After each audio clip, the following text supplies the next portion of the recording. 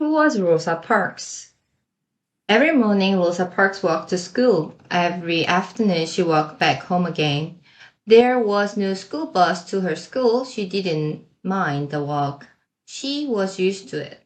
Often she saw a big yellow school bus roll past her, but the school never stopped for her. All the children inside were white. It was taking them to a school that was for white students only. Rosa was black. Rosa grew up in Pine Level, Alabama. At the time in the South, black people and white people led separate lives. All of Rosa's friends and family were black. She hardly knew any white people. How could she? Black people weren't allowed in the same restaurants or hotels. They couldn't swim in the public pools with white people or drink from the same water fountains.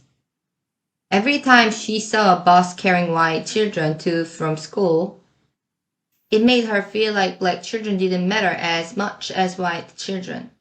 Sometimes the white children threw trash out the windows, trying to hit the black children. After a while, Rosa and the other black children stopped walking by the road. They went through the fields instead.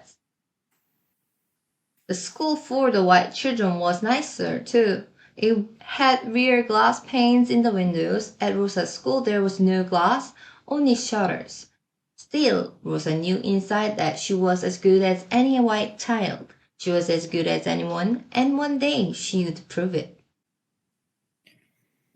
Every day, Rosa Parks walked to school. Mhm. The bus was in the school, but it was only allowed for the white children. And she didn't know any white people at all. Mhm. It was because black people and the white people were not allowed to use the same restaurants or hotels. And black people couldn't use public pools or the same water fountains as the white people.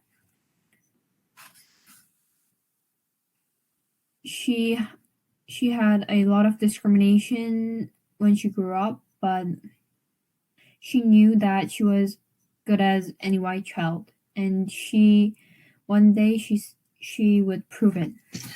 Mhm.